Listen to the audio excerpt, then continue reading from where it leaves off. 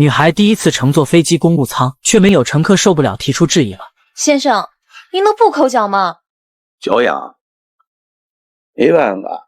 面对这种人，女孩根本不是对手，实在没办法，也只能女主亲自出手了。于是下一秒，女孩表情一变，拿出口红，趁大家没注意，在座位上一顿乱画。飞机降落后了，女孩名叫黎艳舒，通过努力，终于从海外学成归来。黎艳舒没有回家，直接来到她父亲墓碑前。小时候，她非常讨厌父亲喝酒，可现你妈就到处托人给你相亲。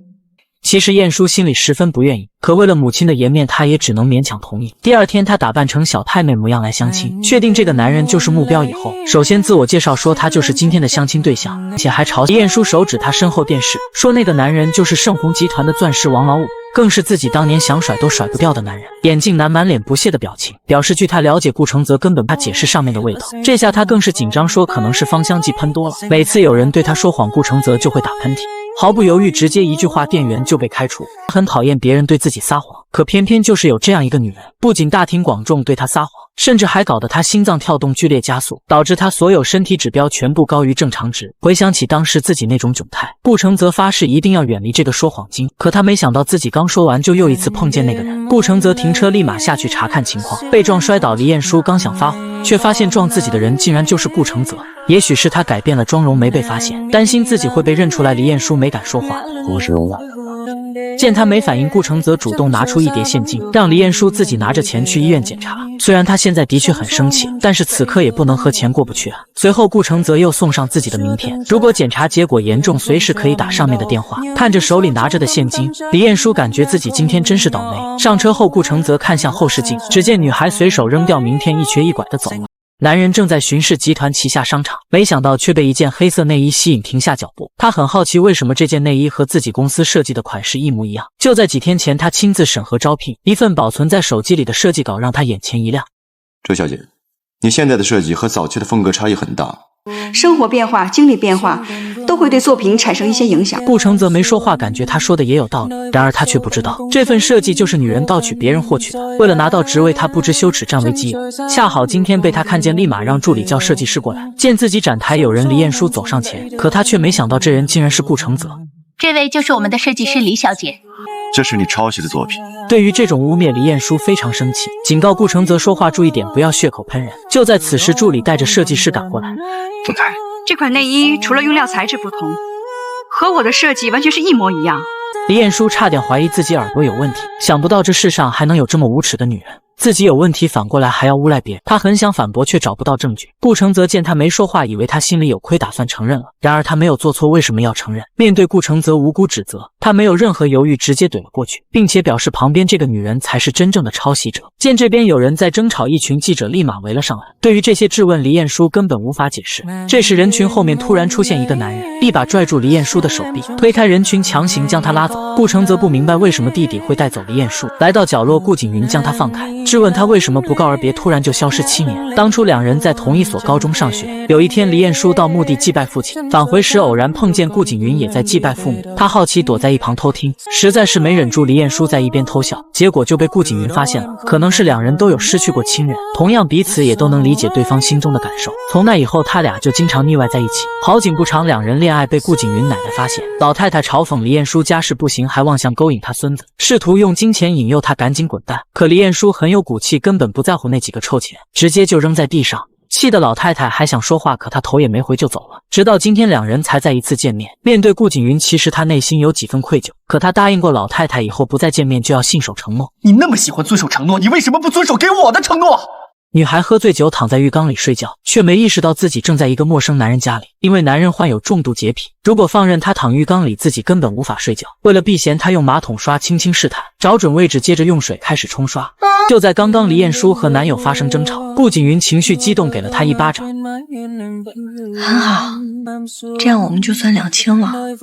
既然都动手了，黎艳舒对他再没有愧疚。随后她一个人走在街上，刚好走到酒吧门前，她停下脚步，回想起父亲被抛弃以后天天在这里喝酒，当时她心里很痛恨母亲为什么如此残忍。回过神来，她走进酒吧，另一边顾承泽看到弟弟为了个女人这么颓废，正好奶奶一直想让顾景云熟悉公司运作，而他却只知道花天酒地不肯回来。也许这次就是最好的机会。于是他让助理尽快找到黎彦书。没过多久，助理就将他带到一处酒吧，见到本人，他直接提出让黎彦书来公司上班。而此刻他喝了很多，已经大醉，没办法，他只能拎着黎彦书先出去。结果刚走到门口就被他吐了一身。本理见状，赶紧给总裁消毒。迷迷糊糊，黎彦书竟然自己爬了出去。回过神来，顾承泽发现人没了。出来后看见黎彦书倚靠在墙角已经睡着，无奈只能将他抱上汽车。没想到刚坐下，黎彦书就吐在车里，强忍内心恶心把他带回家。可顾承泽躺在床上怎么也睡不着，于是他全身武装，用浴巾将他包裹，接着抓住双腿，慢慢从沙发上拽下来，拖到浴室，利用马桶刷将他全身都冲洗了一遍。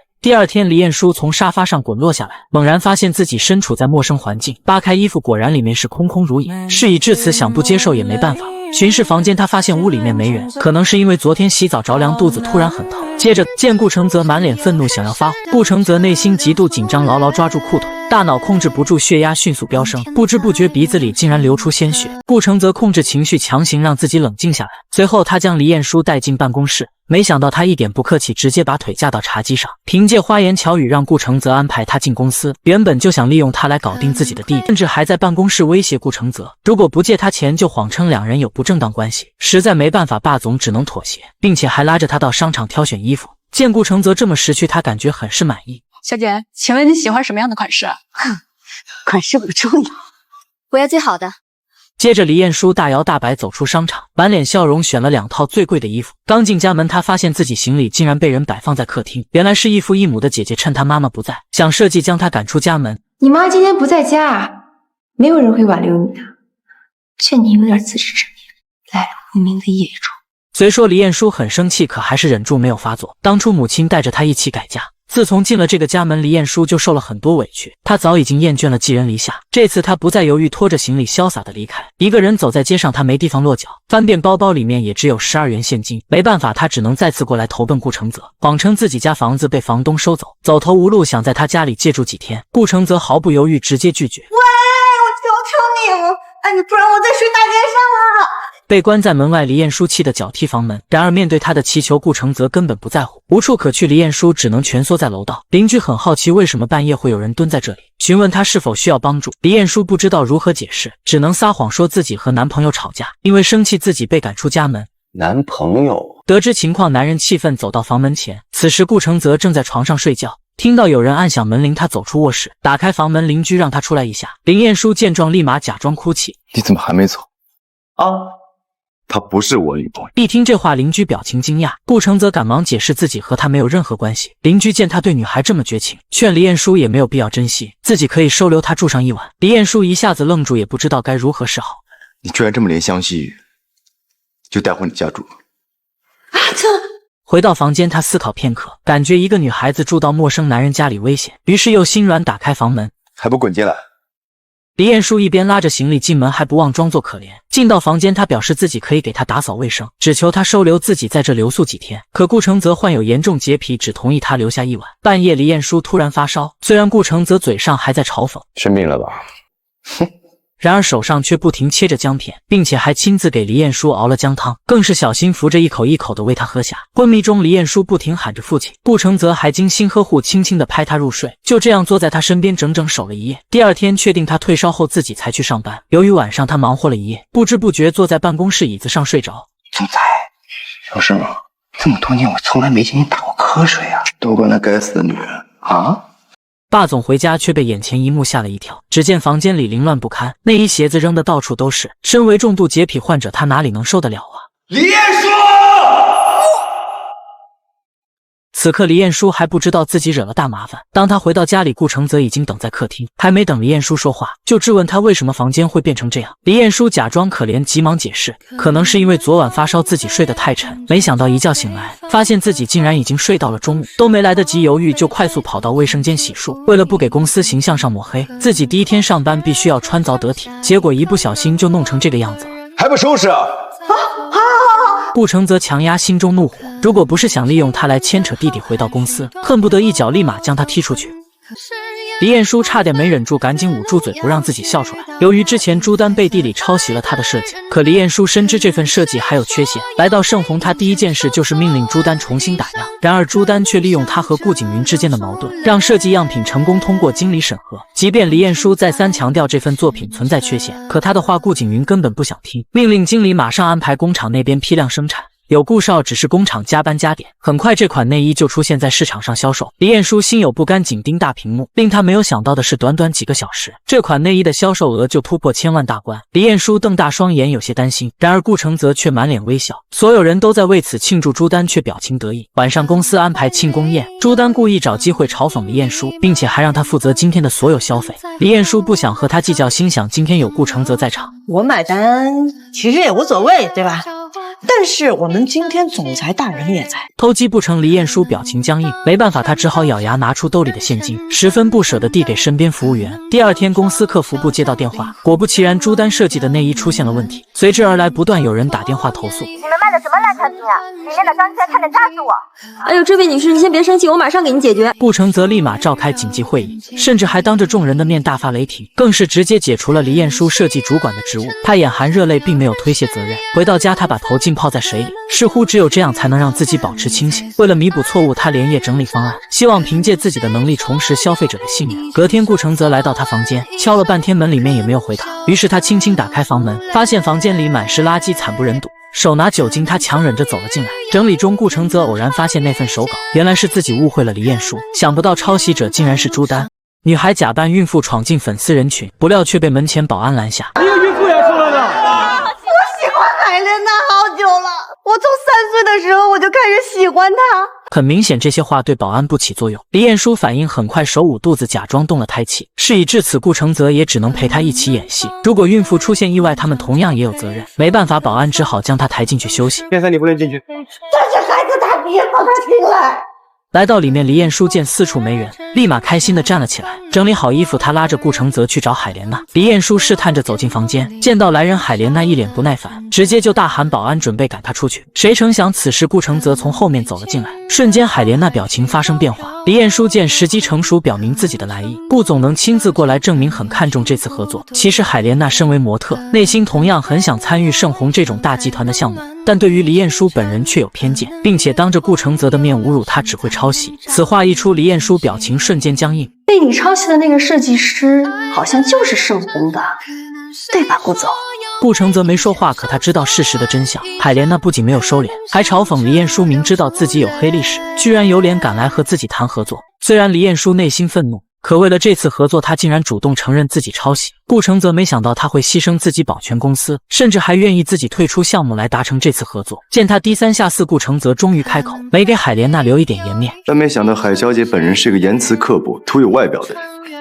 既然与形象定位不符，那就不要合作。霸总气势上来，连损人都这么帅气。见他就要拉着李彦书离开，海莲娜一脸愤怒上前阻拦，然而顾承泽依然没有惯着他，表示他这个年纪对于这个项目属实有点老了。海莲娜被气得说不出话，直接扔出手中的杂志，表情狰狞地看着他们离开。两人走到外面，李彦书甩开顾承泽，指责他不但没有帮忙，还把事情搞得乱七八糟。他这么侮辱你，你都能忍吗？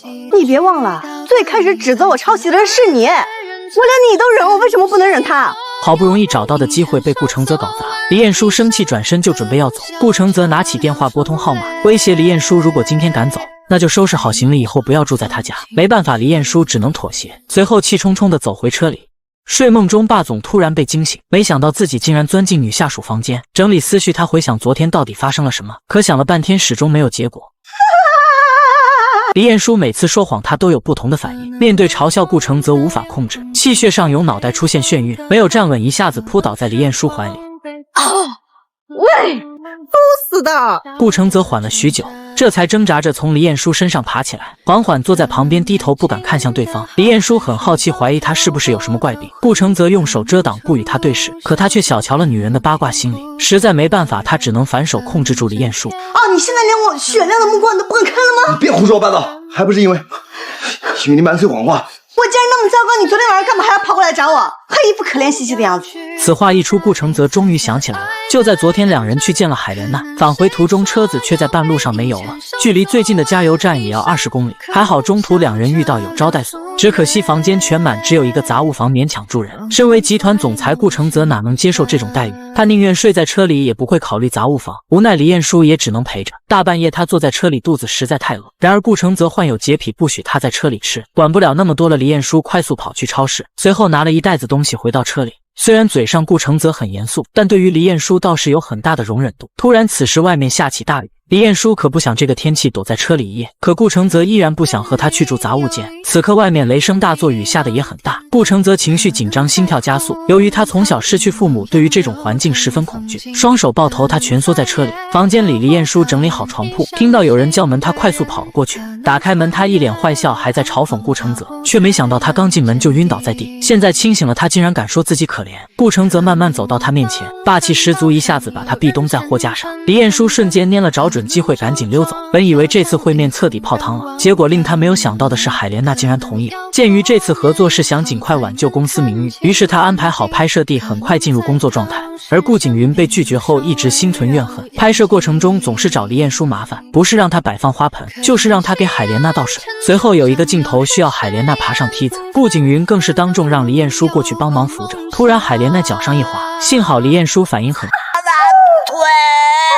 你离我远点！当年李彦书出国不告而别，想不到学成归来却进了前男友的公司。为了报复，顾景云故意刁难他，让一个设计部负责人去给别人端茶倒水，甚至还命令他帮代言人扶梯子。结果出现意外，李彦书不小心受伤。得知情况，顾承泽非常紧张，就连开会时都魂不守舍，一直挂念。没等会议结束，就急火火地跑到医院。见到来人，李彦书十分惊讶，想不到患有洁癖女孩辛辛苦苦1个月，结果工资单上面竟然是一串零。于是他满心愤怒去找老板理论，可顾承泽却根本不想理他，甚至关注点还被李彦书戴的手表所吸引。他怀疑李彦书一直在撒谎，为什么连房租都没钱交的人会戴这么昂贵的手表？两人起身整理好衣服，李彦书对自己的工资单提出了疑问。随后顾承泽拿出之前替他结账的清单，表示那2套裙子的钱全部要在他工资里扣。李彦书简直快要被气炸，想不到堂堂集团总裁竟然能这么卑鄙。于是下班回家，他急火火跑进房间，在衣柜里面一顿翻找，随后拿着衣服到商场去退款。连他自己都没想到店员这么配合，直接就给他退了。原来这一切都是顾承泽安排好的，等店员拿回衣服自己再来买单。记者们第一时间抓住重点，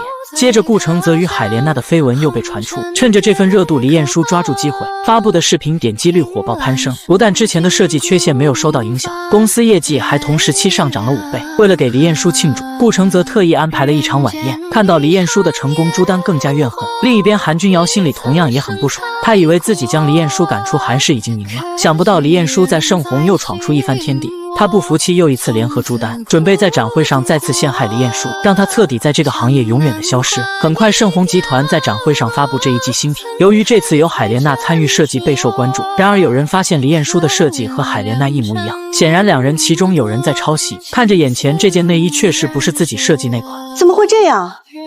李彦书啊，真没想到你胆子这么大，连我的设计你都敢抄！我没有抄袭，这不是我干的。你还是闭嘴！女孩大庭广众被女明星怒扇巴掌，没想到原因只是怀疑她作品存在抄袭。无论她如何解释，现场都没人相信，甚至连她前男友都在帮着女明星说话。为了搞垮李彦书，朱丹不择手段，故意说上次抄袭被开除，再怎么这一次也不可能犯同样的错误。看似他在替李彦书辩解，其实是别有用心。此话一出，反倒加重了李彦书的嫌疑，更何况他还没有证据证明自己的清白。就在此时，顾承泽出现，力挺李彦书没有抄袭任何人作品，并且当众拿出证据展示给大家。所有人看得清清楚楚，原来是朱丹趁着没人偷偷调包了设计。面对事实，恶毒女再无法狡辩。随后顾承泽告诉所有人，之前李彦书抄袭同样是被他诬陷。恶毒女见事情全部败露，灰溜溜走掉。既然李彦书是这件事的受害者，顾承泽要求海莲娜必须当众道歉，否则会代表盛虹集团全面解除与他的合作。海莲娜深知自己理亏，没办法，她只能对李彦书表示对不起。这么多年，从来没有人愿意为她出头。此刻，她对顾承泽的感谢发自内心。想想今天如果没有顾承泽帮忙，自己又该如何面对？等人都走后，顾承泽又主动上来道歉，表示他要早一点说出真相，也许今天李彦书就不会受到委屈。以后遇到什么事呢，不要一个人扛，记得告诉我，我相信你。就这么简单的一句话，让李彦书体会到了温暖。李彦书好奇他怎么会有朱丹调包的视频，原来是顾承泽发现一直有人故意抹黑李彦书，于是他命人调查了造谣者的 IP 地址，没想到这个人就是朱丹。随后他让助理打开李彦书展台监控。从小到大都是我经常跟别人道歉，谢谢你让海莲娜跟我道歉。朱丹走投无路去找韩君瑶，想凭借他的身份重新回来韩氏企业，没想到韩君瑶却直接拒绝，甚至嘴上没给朱丹留一点情面。韩氏是不会要一个有抄袭恶名的设计师。李彦书母亲得知这件事以后，第二天就跑去盛虹擅自替他交了辞职报告，并且还逼着李彦书回到继父公司。李彦书明确表示自己不会回去。你老实告诉我，你一门心思留在盛虹，是不是为了那个顾景云啊？你说对了，我就是为了顾景云留在盛虹的，所以拜托你以后也不要叫我回韩氏。想不到李彦书对母亲随意找的借口，正巧被门口经过的顾承泽全部听到，一瞬间被这些话刺激到内心，不知道以后两人该如何去面对。你太过分了你！女孩在外面受尽各种委屈，想不到回家还被母亲扇耳光。她多希望这一切都不是现实，没发生在自己身上。7年前，母亲带着她一起改嫁，抛弃了丈夫，成为别人眼中那个嫌贫爱富的女人。为了能讨好继父家的女儿，甚至在家长会上假装不认识自己，卑微的去给别人扮演妈妈。从那以后，李彦书终于明白了，发誓要自己强大，再也不用任何人照顾。本以为长大之后再没有烦恼，没想到母亲出来又一次干预她的私生活，不经过她的同意就把顾景云请到家里。要不是韩君瑶打来电话质问，李彦书自己还不知道。得知这件事，他急忙赶回家里，拉着顾景云直接将他赶了出去。随后李彦书质问母亲为什么要把他请来，母亲却回答这一切都是为了他好。李彦书情绪激动，表示这些事不希望他再参与。自己和顾景云早已经分手了，当年顾景云奶奶确实找过自己，并且还想用钱来收买让他离开。然而这些都不是主要原因，是他自己不想初恋被母亲拿来利用的筹码。门外顾景云听得清清楚楚，想不到这么多年是自己误会了李彦书，独自走在外面，李彦书魂不守舍，多想此刻能有个人陪在他身边。第二天，顾承泽一大早就跑来设计部，询问李彦书昨天晚上干什么去了。就在此时，顾景云手捧鲜花进来，当着众人的面直接送给李彦书。正当顾景云信心满满打算重新追回李彦书时，竟然发现他已经和顾承泽住在一起，心中愤怒，直接上去就是一拳。李彦书见状连忙上前阻止，事情不是你想的那样，我的亲眼看见了，我只是在这儿借住。经过一番解释，顾景云大致了解了情况，原来是这样。虽然顾承泽已经明确表示不喜欢李彦书，但是顾景云始终还是不放心，甚至连睡觉都能梦见两人在家有亲密的举动。为了避免这些事真实发生，顾景云要求也要搬到他家里去住。顾承泽爽快答应，同时拿出一叠文件，表示如果顾景云同意，上面这些条款随时都可以。顾景云仔细阅读了一下，想不到这里面的条件竟然这么苛刻，他只能打消念头，另外寻找办法。为了能尽快和李彦书拉近关系，顾景云故意找借口请他吃饭。李彦书明白他的想法，也不打算给他任何幻想。于是顾景云再次找到顾承泽，希望他能帮助自己重新追回李彦书。抓住这次机会，顾承泽提出条件，如果顾景云能安心投入工作，自己可以帮忙。兄弟俩达成协议，还签字画押。随后顾承泽便拎着一大袋东西，这是让你了解李彦书的东西。麦考，你竟然给我一袋垃圾！这不是一般的垃圾。从他垃圾翻起，你就知道他用了什么，吃了什么，有没有不良嗜好，有没有生病，还可以知道他的生理周期。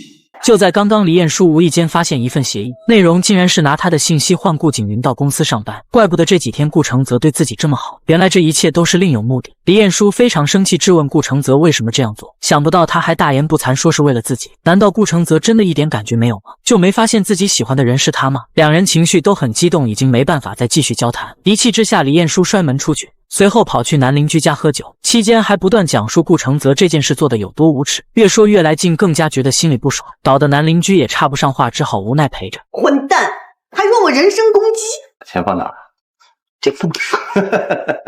聊着聊着，李彦书竟然把自己喝多了。家里顾承泽等到半夜依旧不见他回来，终究他还是没忍住，想确定一下李彦书这么晚了到底在哪。见电话在桌上响起，邻居怕李彦书睡着了被吵醒，没有接通，直接关掉手机。发现电话那边没人接听，顾承泽有些担心李彦书的安全，于是他赶紧下楼寻找，拿着照片打听楼下保洁阿姨有没有见到，甚至还跑去他经常去的超市询问。只可惜他们都没见过李彦书。第二天，李彦书睡醒偷偷跑回家里，因为担心了一晚上，顾承泽说话语气很重。李彦书没理他，直接走掉。来到超市，他挑选了一些食物，结账时店员一直盯着他仔细查看。李彦书不知道原因，莫名其妙，还以为自己早上没洗脸，眼角有异物呢。直到店员说昨天晚上有一位帅哥到这里找他，李彦书这才明白过来，可能是顾承泽昨天晚上到这里来过。他一边吃一边往回家走，正好遇到阿姨在打扫卫生。见到李彦书，阿姨说昨天晚上有个男人问过他，连他都没想到顾承泽能这么在乎自己，突然觉得自己做法也有些欠缺。刚上楼打开电梯，正好遇到顾承泽出门，想和他打招呼又放不下身段。顾承泽站在那里同样也没有说话，内心争斗，想着要不要先说话。好吧，看在他昨天晚上找自己的份上，于是他便主动询问顾承泽要不要吃早餐。然而顾承泽根本没理他，直接绕了过去。李彦书差点被他气死。不吃我自己吃。顾承泽来到摄影棚查看新品拍摄进度，李彦书匆忙跑进来，还故意撞到门口站着的顾承泽，借着道歉想和他缓解下关系。想不到顾承泽面无表情，依然没有理他，没办法，只能强装潇洒，免得尴尬。回到家，李彦书亲自下厨，准备了一大桌子菜。顾承泽看到直咽口水，李彦书表示自己菜做多了，叫他一起过来吃。他嘴上说自己不是很饿，但还是忍不住走了过来。见他不好意思吃，李彦书假装走出去，顾承泽赶紧拿起筷子吃了一口。那条鱼已经死了2天了。你昨天晚上出去找我，哎呀，担心就直说嘛，你害什么羞？女孩在宴会上被人怒扇耳光，并且还当着众人的面惨遭羞辱。这个臭丫头，马上给我滚！你以为当年她有多爱你吗？她只不过是在跟我讨价还价，想要一个更高的价格。赶紧滚，不要让我再看见你！由于这次项目有大家不懈努力，网上平台销量不断暴增，更刷新了公司近几年的最好纪录。对于这个成绩，所有人都很开心。为此，顾老太太想鼓励顾景云，借这次机会给她举办一次正式的任职仪式。随着订单火爆，公司上下忙得不可开交。作为设计部负责人，李彦书也不例外。就在此时，顾承泽从外面进来，李彦书没想到这么晚了他会出现在这里，注意力不集中，一不小心差点摔倒。幸好顾承泽反应快，一把将他抱住。分开后，李彦书明显有些尴尬，反倒是顾承泽没那么紧张，还帮他捡东西。李彦书瞪大双眼，不敢相信。怎么了？你不是有洁癖吗？为什么这次身体一点反应都没有？整理好东西，李彦书帮他送上湿巾。随后顾承泽说出他过来的目的，并且从怀中拿出一张请柬，叮嘱李彦书明天晚上穿得漂亮一点。他莫名其妙拿起来一看，没想到霸总也会浪漫。小样儿，想邀请我吃饭就直说嘛，还不好意思。李彦书满心期待等着顾承泽过来，回忆起两人认识以后发生的点点滴滴，感觉顾承泽也没有看起来那么冷漠，不知不觉发现自己已经爱上了他。突然此时来人手捧一束鲜花，李彦书表情紧张，不知如何是好，满脸笑容。他慢慢转过身体，然而令他没想到的事情发生了，眼前站着这人竟然是顾景云。李彦书瞬间有些失落，原来这一切都只是他自己一厢情愿。为了报复这个男人，他挽着顾景云出席宴会，不知道顾承泽此刻有什么感受。很明显两人心中都有彼此，为什么要用这种方式来互相伤害？顾景云今天很开心，当众感谢这位哥哥，而此刻又有谁在乎过李彦书的感受？他转过身想出去冷静一下，想不到这异父异母的妹妹也跟过来，甚至还刻意对他嘲讽。恭喜你啊，终于可以和顾景云出双入对了。李彦书还想把话继续说完，可顾景云却从外面走了进来，邀请他必须和自己一起跳舞。两个人站在舞台，在所有人羡慕的目光下，突然顾老太太一把扯过李彦书，当着众人的面直接就是一巴掌，甚至想利用金钱让李彦书滚出他的视线。面对这种羞辱，他当场撕毁支票。顾太太，你太不了解我了，就算是有再多的钱，又怎么比得上盛虹未来女主人的头衔呢？顾老太太被气得无语，正想再一次给李彦书一巴掌，就在此时顾承泽上来将她抱在怀里，也顾不得是否违背奶奶的意愿，拉着李彦书从这里离开。出来后，他想就此事替奶奶和他道歉。不必了，比起顾太太，我更讨厌的那个人是你。女孩早上刚刚睡醒，没想到却发现自己老板躺在身边，她立马掀开被子查看情况，幸好衣服还在，要不然这下彻底完了。脑海一片空白，试图回忆下经过。突然顾承泽那边睁开眼睛，李彦书赶紧转过身继续装睡，发现自己竟然和他睡在一起，眼睛发呆。还好没睡醒，他现在还不知道，偷偷布置一下，避免被发现痕迹。接着脚步轻轻的溜走，见他已经走了，李彦书才敢睁眼。胡言乱语，我到底说了什么？原来是宴会上被顾老太太当众羞辱，心情很糟糕，她只想好好冷静一下。李彦书一个人来到河边，没人能体会他心中所受的委屈。当年母亲嫌贫爱富，改嫁另一个男人，因为父亲病重，他求遍亲戚到处借钱，然而还是没能挽救他的生命。偶然一次，他在墓地遇到顾景云，得知他父母双亡和自己遭遇类似，两人又是同学，经常能够碰见，双方对彼此都没有反感，一来二去，慢慢的他们就变成了情侣。没想到这一切正好被韩君瑶看到，他暗恋顾景云，眼中全是怨恨。趁着放学，他偷偷跑去顾景云家里，留下一张信封放在门上。没过多久，顾景云奶奶回来，打开信封，发现里面是2张照片，上面竟然是他孙子躺在一个女孩腿上。经过调查，他命人到学校跟着顾景云，禁止他和黎彦书再有接触。对于这种行为，顾景云非常生气，拉着助理让他赶紧在自己面前消失。既然别人不起作用，老太太只好自己过来。不等他说话，直接就是一巴掌。此刻韩君瑶心里很爽，看着老太太在数落黎彦书，不知道有多么开心。他的妈妈就是个狐狸精，专门破坏别人家庭，勾引别人男人。没办法，黎彦书只能默默承受这些委屈。谁让他母亲真的是一个嫌贫爱富的女人呢？从那之后，黎彦书选择出国留学，发誓再回来一定要成为一个坚强的女人。然而这么多年过去了，她这位异父异母的妹妹依然这么卑鄙。原来你的心智和7年前一样啊！我知道你才是真正想要嫁入顾家，那么喜欢一个人，连告白都不敢。他没心思再理会这种女人。回到家，黎彦书没有说话，他只想一个人回到房间好好睡一觉。之前再多的困难都已经挺过来了，没有任何事能阻挡明天会更好。第二天，黎彦书正常上班，想不到顾老太太能亲自跑来公司，还以董事长的身份当众开除黎彦书。随后他质问顾承泽，为什么明知道两人的关系还聘请黎彦书来上班，并且通知他自己已经把黎彦书开除。顾承泽想以新项目为由保住黎彦书，可老太太并不在意，坚持自己做出的决定。虽然黎彦书不在乎这份工作，但她却生气顾承泽作为总裁这么懦弱。男闺蜜不想她在这里喝多耍酒疯，于是扶着她送回顾承泽家里。她轻轻地将黎彦书放到沙发上，见状顾承泽立马从楼上下来，憋了半天他不知道怎么形容。你怎么穿鞋子就进来了？这是你目前最关心的事儿？因为他明明什么都没有做错，却被人当众羞辱，还被解雇了，既丢脸又丢工作。对于这件事，顾承泽多少有些惭愧。随后他把黎彦书扶回自己床上躺着，并且贴心地帮他整理好被子。想不到这时候黎彦书还迷迷糊糊骂着他混蛋，顾承泽被骂得莫名其妙。终于见了你，就没有一件好事，丢了心。为了不让他和顾景云有任何来往，老太太亲自到公司解雇了黎彦书。可现在盛虹集团正处于新品上市阶段，顾承泽不想这个时候没有设计师参与。然而老太太执意要赶走黎彦书，并且确定会另外聘请一位国际知名设计师。转眼黎彦书又换了一个身份归来，出国几年，他凭借自己实力已经获得成绩，更是各大品牌争抢合作的设计师凯文黎。虽然他看不上这恶毒的女人，但黎彦书还是要发自内心的感谢他。如果没有他当年的慷慨资助，自己今天也不会有这样的成就。其实这次回来，他并不想带着光环，准备凭借才华在国内另闯一片天地。可出乎意料，自己竟然被开除了。面对众多记者和员工在场，老太太也不能出尔反尔，再次赶走黎彦书。没办法，他只能强压愤怒，签下合作协议。签约仪式结束，老太太又折返回来，手指黎彦书质问他为什么要隐瞒身份接近顾景云。黎彦书立马否定了他的说法，表示现在他已经不喜欢顾景云了。在你眼里是宝座，可能在别人眼里根本就不算什么。我之前说的那些话，就是为了气气你。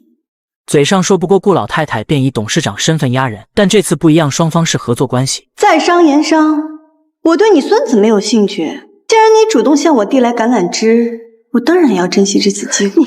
老太太被气得想再次出手，然而黎彦书随手接下，没给她任何机会。临走前，黎彦书表示自己会和顾景云说清楚。虽说他现在依然很气愤，但事已至此也没有更好的办法。本以为这次成功逆袭，所有人都会对他刮目相看，想不到私下都在背后讨论他太有心机。黎彦书并不在意这些议论，可无论如何他都没想到顾承泽和他们一样对自己产生了质疑。对于这种不信任，黎彦书很是反感，转身离开，不想和他继续交谈。随后顾承泽接到助理通知，连同海莲娜一起检查新品发布会现场。为了拉近关系，海莲娜故意倒贴。对于这种行为，顾承泽更加厌恶。没等结束，他便一个人独自离开。刚出门，发现小女孩站在马路中间，不顾自身危险，他冲上去抱住女孩。出于感谢，小女孩送给他一个棒棒糖，刚想去接糖，却掉在了地上。此刻他不再有洁癖，随手捡起来，看着小女孩离开，果断打开包装放到嘴里。助理一脸惊愕，立马阻止，而他却说掉在地上的只是外包装。助理不敢相信，只好先去开车。顾承泽看着手中的棒棒糖，回想起当初黎彦书也曾给过他一颗，同样也掉地上过。可黎彦书却说不要只看外表，里面又没脏。经过思考，他发现自己不了解黎彦书的内心，也许之前的语气过于严重。另一边，黎彦书走在街上，心里十分委屈，回想顾承泽在酒吧门口抱着他，曾经还违背他奶奶意愿替自己求情，于是他整理好情绪，准备回去道歉。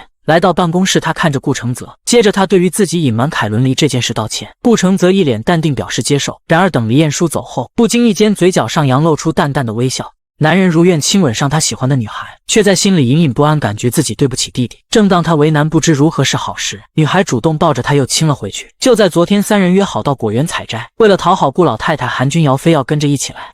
哎，李彦书，这是你勾引男人的新伎俩吗？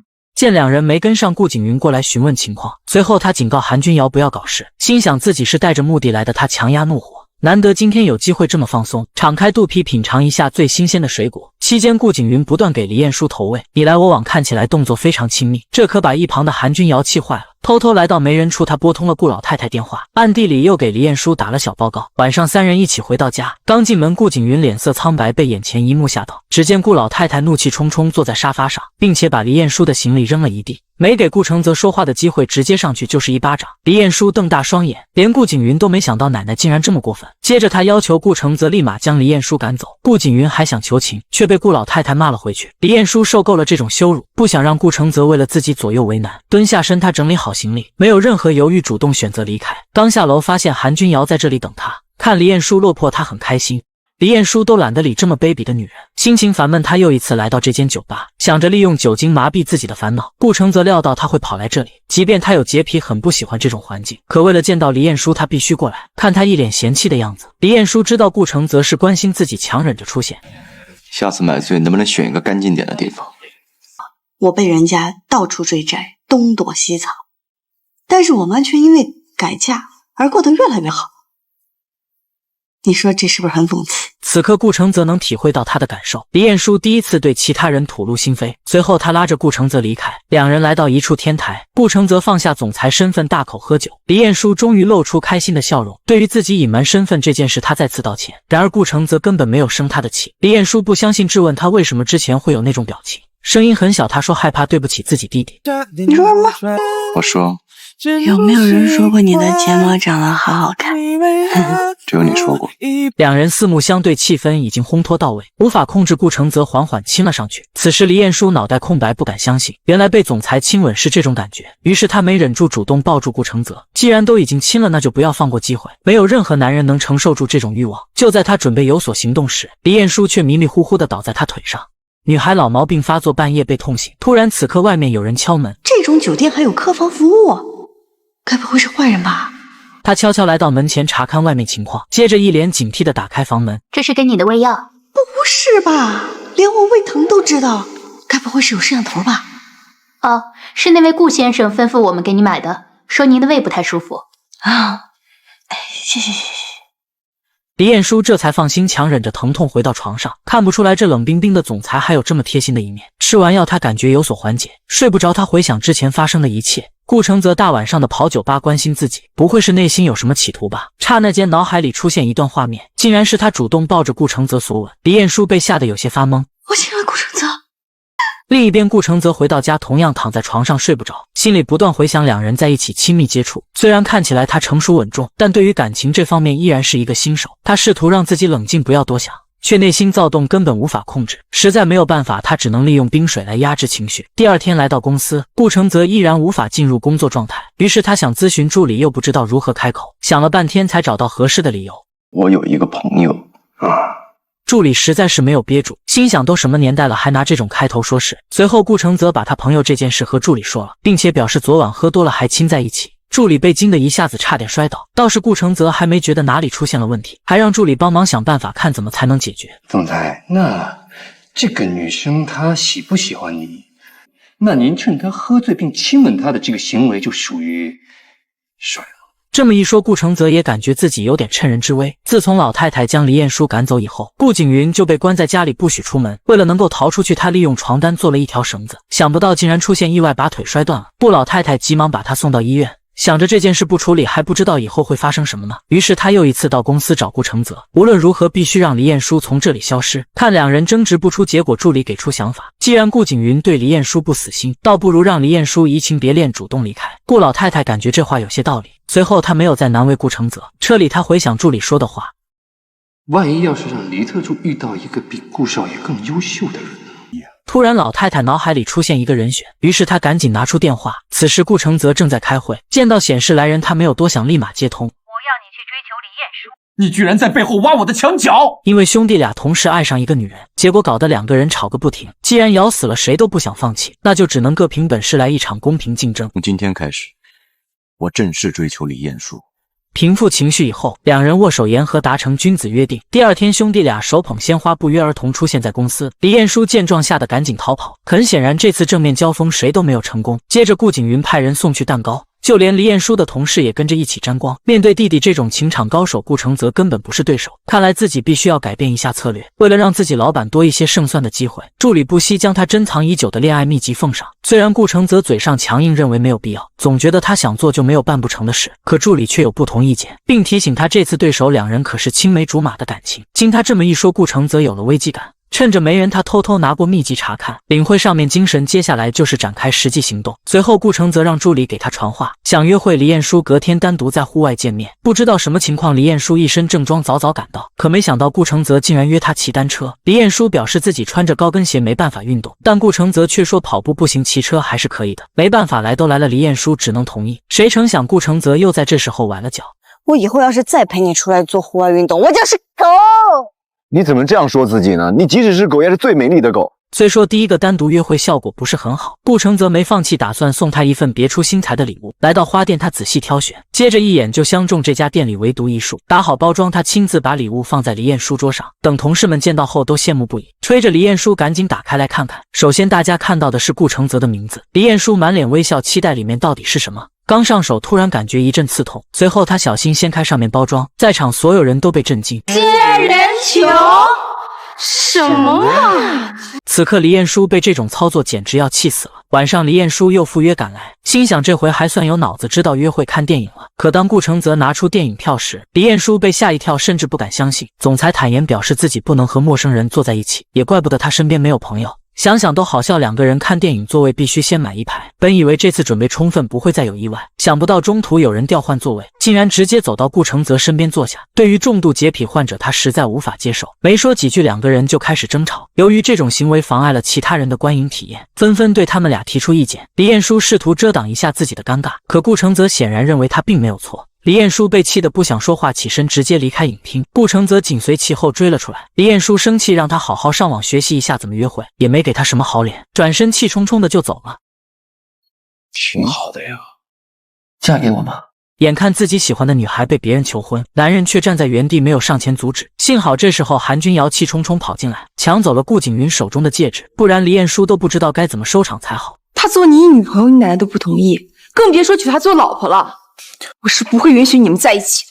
两人走后，李艳舒这才把心放下。心事重重，她一个人走在街上都没发现有人跟着，要不是突然被顾承泽叫住，李艳舒都不知道当时她也在场。顾承泽表示，如果今天钻戒不被韩君瑶抢走，他会不会答应顾景云的求婚？李艳舒非常生气，反问顾承泽，要是没有韩君瑶出现，他会不会出来阻止？然而顾承泽的回答却令他很失望，给出的理由竟然是怕伤害顾景云。此刻他内心很纠结，一方面他不想抢走弟弟追求的女人，但又不能因为顾忌他放弃自己所爱的人，于是他没有脑子的询问当事人。李艳舒强压愤怒，给出解决方案。第二天，顾承泽穿戴整齐，早早下楼，接着想约李艳舒吃早餐，然后再送她到公司。没想到被他直接回绝，理都没理他，转身就走了。来到公司，他一直在想怎么哄李艳舒开心。刚好助理问黎特助平时喜欢吃什么，瞬间顾承泽被这句话点醒，安排助理立马去买榴莲酥送过去。厉助理擅自行动，送过去2个榴莲，并且还在他面前炫耀自己办事周到。顾承泽告诉他自己去找人事部扣半个月奖金，事情又被搞砸，他只能亲自出马。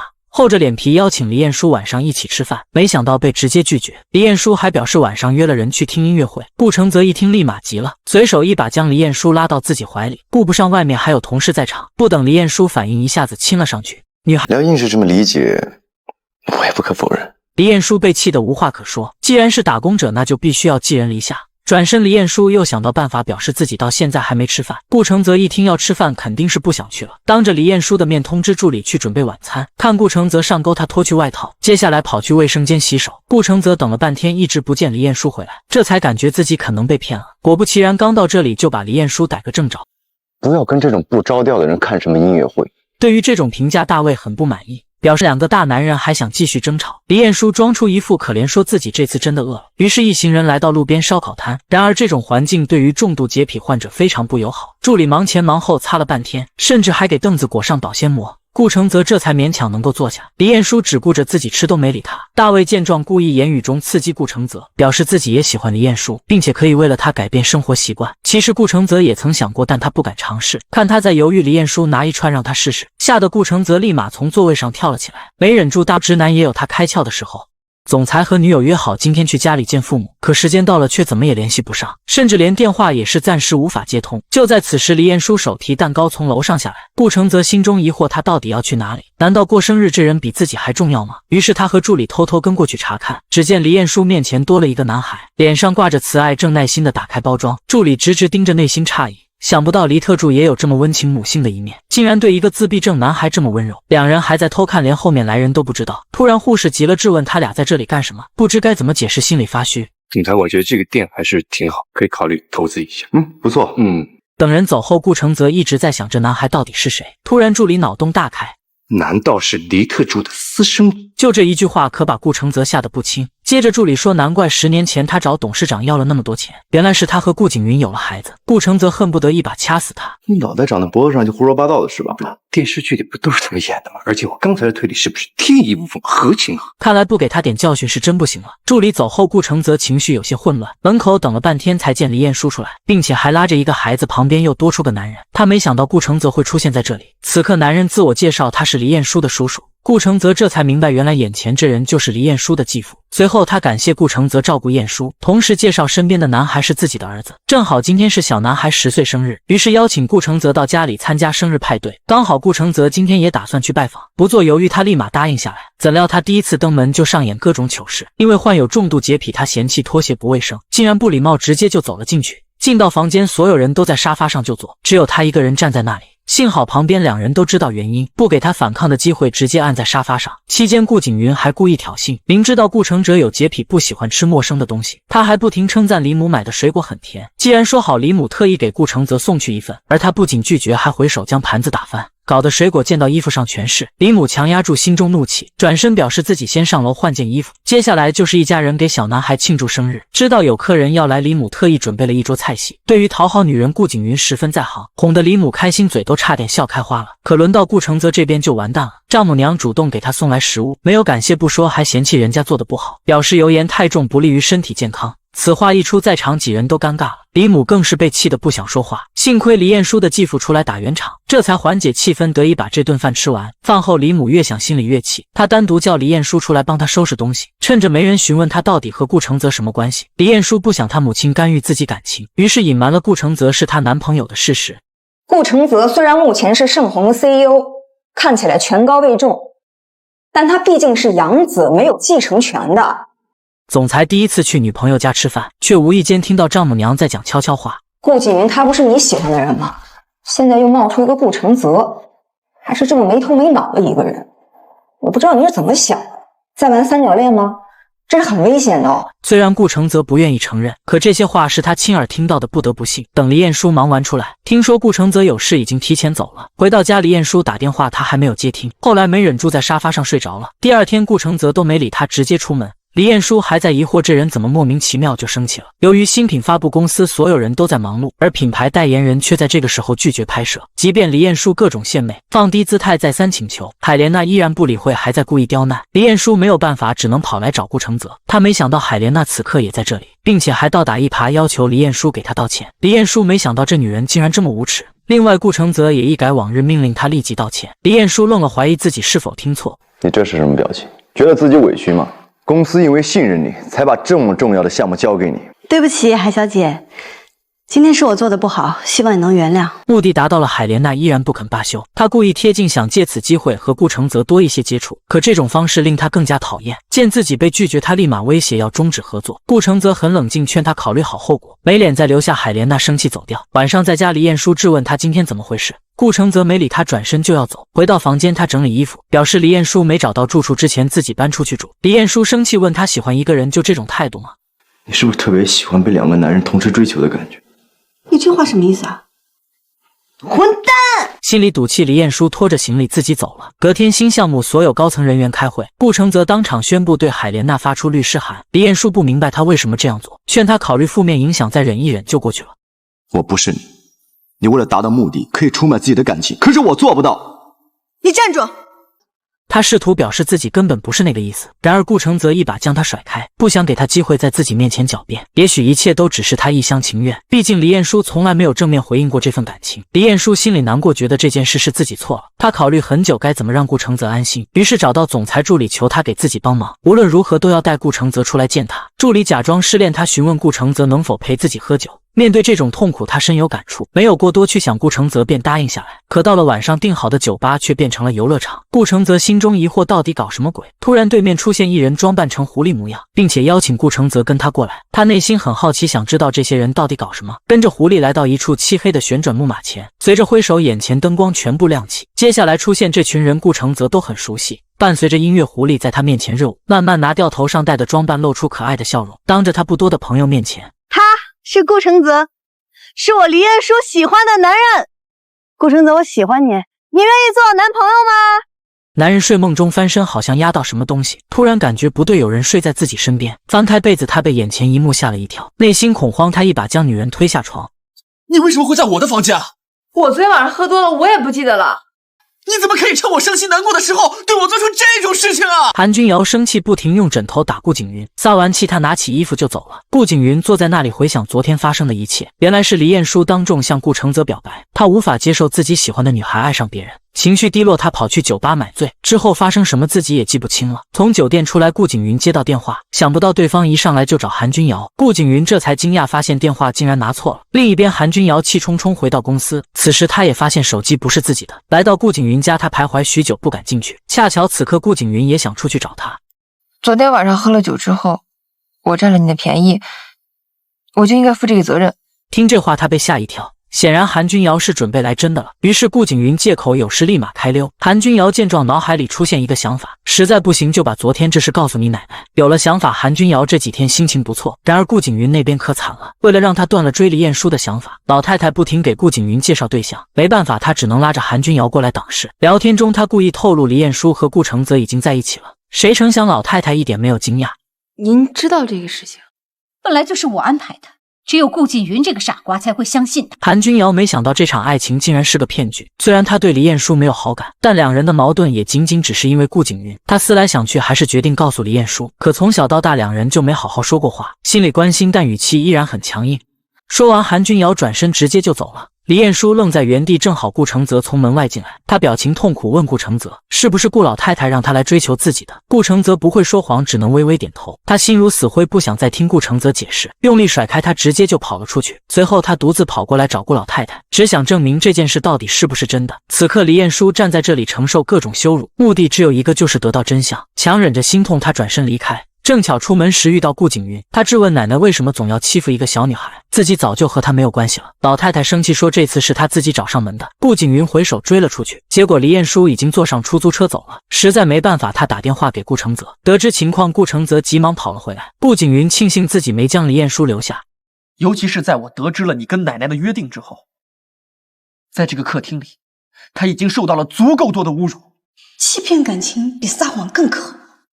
女孩鼓足勇气追求自己的幸福，这才刚刚体会到甜蜜的感觉，结果却被告知这所谓的爱情只是一场骗局。她无法接受被欺骗，提出辞职。顾承泽不同意，试图想解释清楚，然而李彦书已经心如死灰，没再给他机会。从小到大，每次受伤他都会躲在这里，只有这样他才能慢慢冷静下来。虽然韩君瑶一直都很讨厌他，但对于李彦书，他也是最了解的那个人。平时两人在一起就经常斗嘴，现在就连玩跷跷板也必须先要分个高下。原本李彦书情绪低落，还很伤心，想不到却被韩君瑶的幼稚举动一下逗笑了。对于透露这件事，他真诚向李彦书道歉，反倒李彦书并没有生气，同时他还感谢韩君瑶能够坦诚相告，如果没有他，自己还被蒙在鼓里。这个世界从来就没有善待过我，本来我都习惯了，对什么事情也没有什么期望。既然心里不舒服，那就好好放松一下。于是两姐妹第一次相约来到酒吧，为了能够忘记烦恼，李彦书不停地喝酒，结果没一会他就把自己灌得烂醉。实在没办法，韩君瑶只能打电话通知顾景云过来。没有多想，他迅速跑出门。然而顾景云不想在这个时候趁人之危，于是他打电话联系了顾承泽，并且将李彦书所在的酒吧地址发给他。这边韩君瑶好不容易才把李彦书拖走。想不到出了门竟然遇到两个混混，见搭讪不成，紧接着还想动手。就在此时，小混混突然被人拉住，原来是顾承泽得到消息赶来。李彦书双眼朦胧，不知道他会过来。此时小混混那边已经动手了，还好顾承泽之前练过几下，就将两人赶走。见他来了，韩君瑶直接将人交给他。李彦书想反抗，却被顾承泽一把扛在肩上，不停挣扎。他让顾承泽放自己下来，结果刚一落地就被他拉到怀里。此刻他没有防备，任凭顾承泽亲了上来。清醒过后，李彦书一把将他推开。干是那个臭流氓！李彦书，我对你是真心的。你闭嘴！放开我！没办法，他只能死死抱住李彦书，不让他走掉。就在此时，对面传出声音，竟然是刚被赶走的小混混带着人回来报仇。他没把握保证李彦书的安全，便强行推开李彦书，让他先走。由于来人太多，还都拿着武器，顾承泽不是对手，身上挨了好多下。就在李彦书报警后跑回来时，眼见混混一棒子敲在顾承泽头上，李彦书受到惊吓大喊。正好此刻警察也同时赶到，李彦书快速跑到顾承泽面前，见他额头上满是鲜血，正处于昏迷，情绪崩溃，只求顾承泽能够醒来。很快救护车将他送到医院，李彦书紧张不停在大喊他的名字。经过检查，还好只是受到撞击昏迷。李彦书在床边守了一夜，顾承泽缓缓睁开双眼，此刻李彦书很温柔，轻轻扶他起来坐着。这是医院，你以为呢？我怎么会在这儿？如果你不按照我说的去做，这个总裁你就别当了。男人心甘情愿放弃总裁身份，只求今后能和自己心爱的女孩在一起。一大早，同事们都在讨论着高层变动，唯独李彦书没有说话，默默坐在那里，回想当初两人在一起聊天。你真是为盛虹操碎了心呐！毫不夸张地说，我把我的整个青春都献给了盛虹。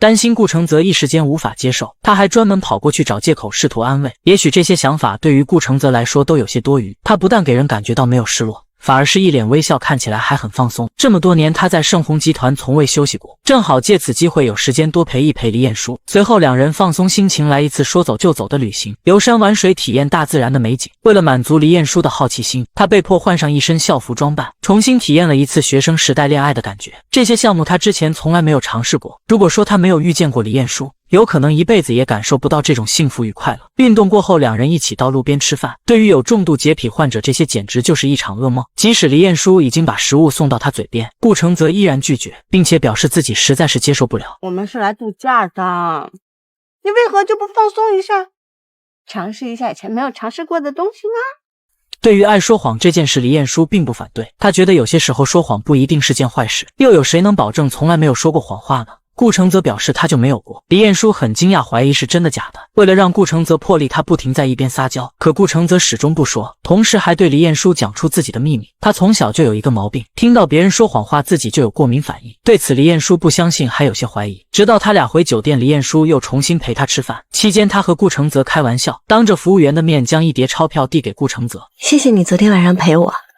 这是给你的报酬。瞬间顾承泽瞪大双眼一动不动，随后心脏狂跳，无法正常呼吸。李彦书没想到他还挺会表演呢。突然顾承泽一下子摔倒在地，李彦书慌了，这才明白顾承泽说的全部是真的。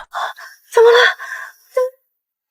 我叫你不要跟我说谎，我会关闭。我以后再也不说谎了。服务员见状立马跑了过来，凭借最后一点清醒，他表示药就放在房间。然而等服务员跑去拿药时，顾承泽还是没坚持住，晕了过去。昏迷中，他脑海里出现一段画面，当时下着很大的雨，母亲为了救他被一辆车撞倒。苏醒后，顾承泽不知道自己在哪，对于自己发生了什么也不记得了。还是李彦书说完，他才回想起来。晚上李彦书辗转一直无法入睡，于是走出房间想找点水喝。来到客厅，他竟然发现顾承泽也在，两人聊天。顾承泽给他讲述了昏迷中的梦，清楚记得有个小男孩，他妈妈在给他打气球。李彦书觉得那个女人有可能就是她的母亲。对于男朋友这段经历，她感到同情，决定这次回去帮他找一找父母。功夫不负有心人，终于有了一点消息。于是他和顾承泽找到当初他母亲的同事。天哪，你是小富的儿子，你是小泽？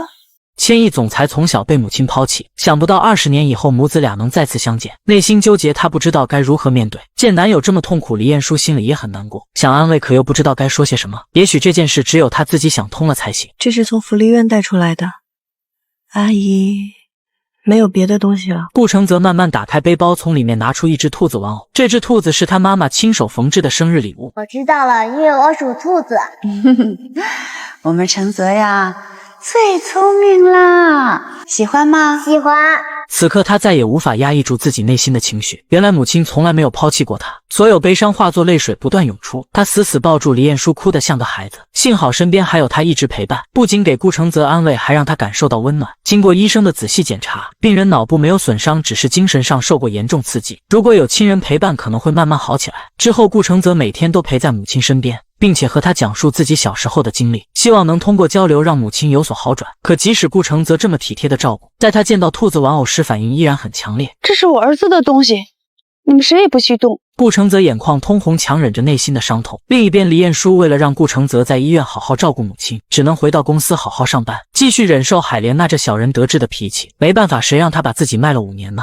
还好有顾承泽每天接他下班，只有这个时候他才会忘记所有烦恼。这天，李彦舒突然接到消息，继父住进医院。这么多年，他第一次见母亲这么伤心。李彦舒内心被触动，情不自禁过去安慰。自从他父亲死后，母女俩从未有过这种亲近。他没忍住抱着李彦舒大哭。路上他一直在沉默，心情很不好。突然觉得每个人都要学会珍惜，谁都想不到明天会有什么意外发生在自己身上。第二天，顾承泽依旧到医院照顾母亲，收拾床铺时偶然在枕头下发现一条手链，正巧这时来电话，他随手就放入口袋，随后开车去接李彦舒下班。这边他母亲检查完被护士送回房间，突然想起自己的手链不见了，他紧张的到处寻找，不知不觉自己竟然已经走出了病房。顾承泽接到通知说他母亲不见了，车开得飞快，迅速折返回去。半路他发现母亲差点被一辆车撞倒，情绪激动，他立马下车，突然眼前一片漆黑，脑海里出现一段画面，为了躲避车辆，母亲奋力推开他，结果自己被车撞倒。接着从那辆车上下来一个女人，母亲强撑着身体疼痛哀求：求求我的孩子。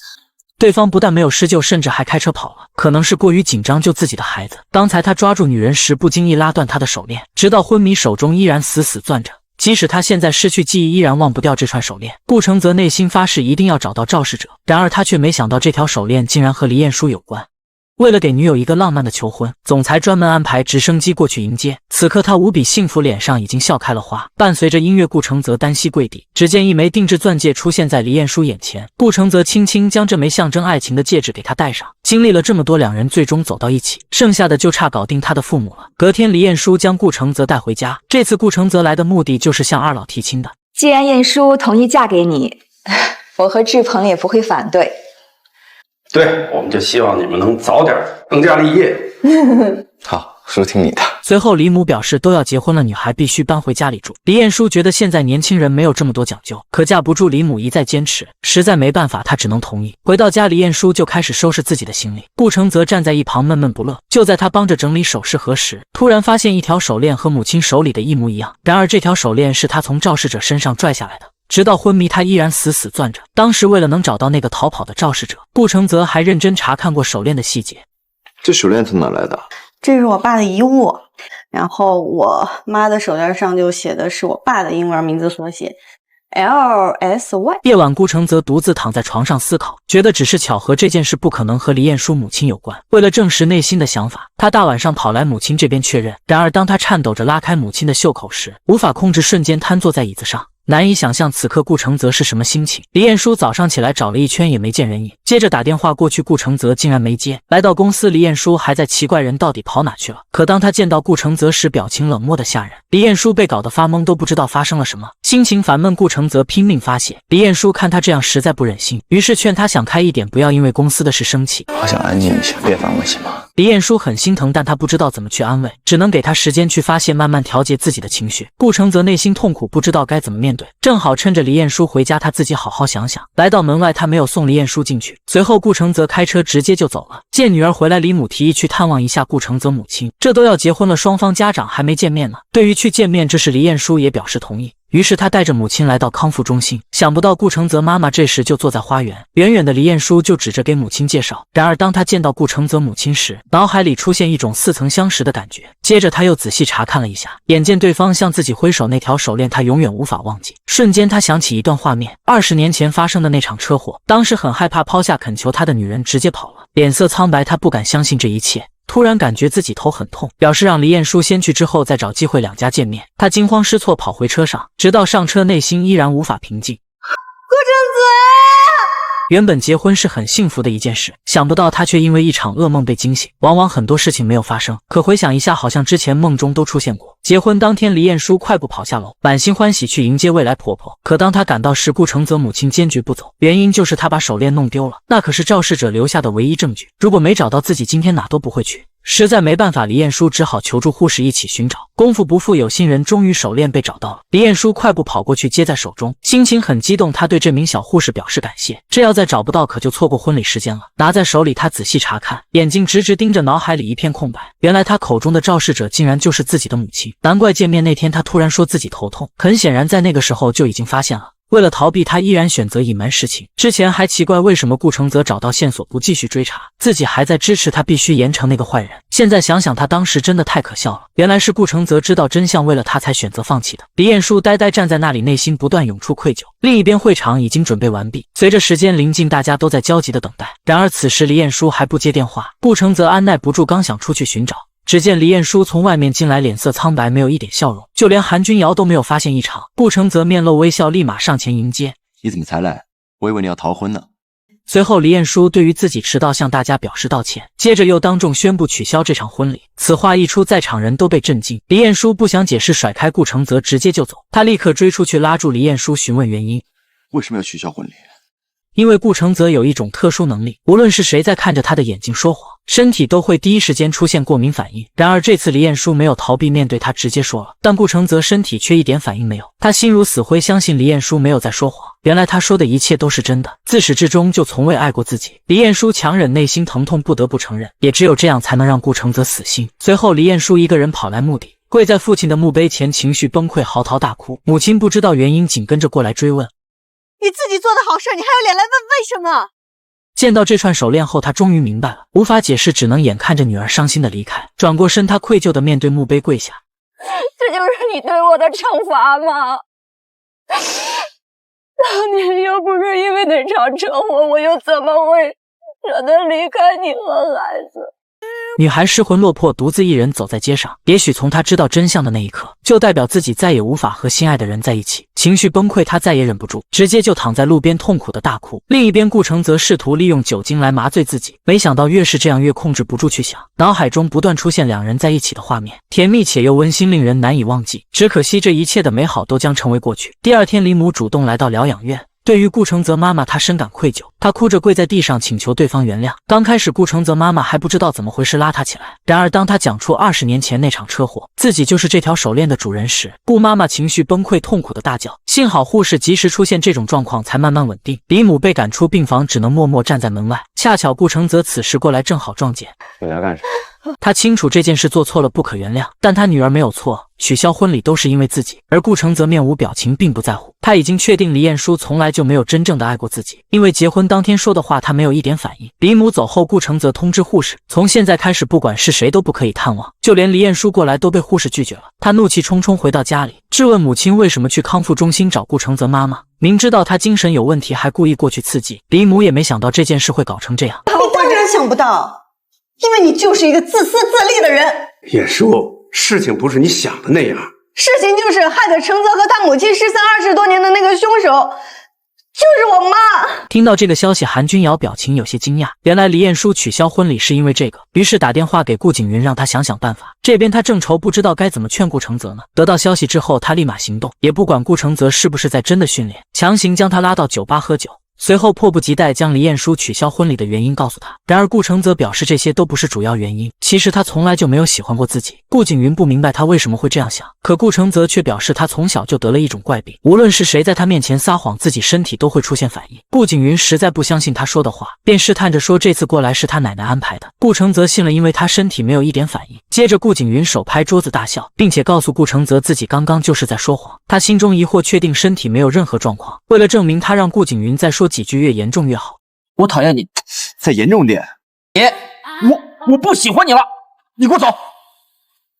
这一次他真的确信自己已经好了。原来黎彦书对自己说的都是假话，自己竟然没感到反应就当真了。他发自内心的感谢顾景云，此刻他只想第一时间见到黎彦书。结果韩君瑶却告诉他黎彦书不在家。顾承泽猜到他一定会在这里，当初两人第一次接吻就是在这个地方。对不起，我们就在这儿分手吧。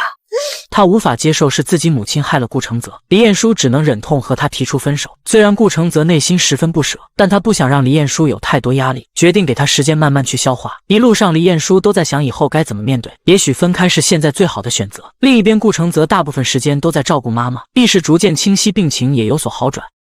我听说婚礼取消了，为什么？你说是个好姑娘，你要好好待她。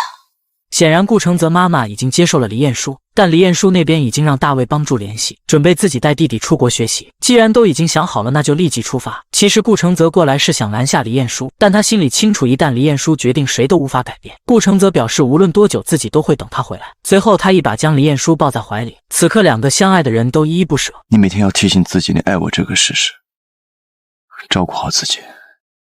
他慢慢放开黎彦书，眼睁睁看着自己心爱的女人渐渐远去，泪水夺眶而出。黎彦书同样不舍，突然转过身，他跑回去抱住顾承泽，再感受一次那种爱的温暖。黎彦书强忍着悲伤跑掉，也许这暂时的分别会慢慢消除他内心的愧疚。而后顾承泽每天都过得浑浑噩噩，脑海里不断回想着和黎彦书在一起的样子，甚至连训练时都出现了幻觉，每天晚上都睡不好，梦中都是黎彦书回来了。顾景云实在担心，又不知道怎么办，于是找韩君瑶过来一起商量，看看他有没有办法解决这件事。随后两人找借口到顾承泽家里吃饭，期间他俩故意谈起黎彦书现状。顾承泽明白两人说这些话的目的，也是时候改变一下，换一种方式面对了。接着他把黎彦书的东西全部打包整理好，调整好情绪，重新找回工作状态。由于顾承泽的回归，盛虹集团发展的越来越好。此时顾老太太对他也放下戒备，和亲孙子一样将公司交给他管理。很快1年时间就过去了。这次周年庆盛虹集团极为重视，首先顾承泽代表公司上台讲话，感谢台下所有盛虹员工多年来的辛勤和努力。随后顾承泽表示，他要辞去盛虹集团首席执行官一职，由顾景云接替他担任。在场所有人被震惊，全部都在议论。顾承泽已经想好了要出国去找黎彦书。就在此时，从外面走进来一个人，他没想到黎彦书会在这时候出现。顾承泽迫不及待走到他面前，彼此对视，眼中充满了爱意。接着所有人送上他们最真诚的祝福，灯光熄灭，音乐随之响起。顾承泽伸手邀请黎彦书一起跳舞。我不需要你的祝福，我需要你的配合。彼此相爱的两人终于走到了一起。人这一生往往都会经历到挫折与磨难，不要逃避，勇敢面对，成功就在眼前。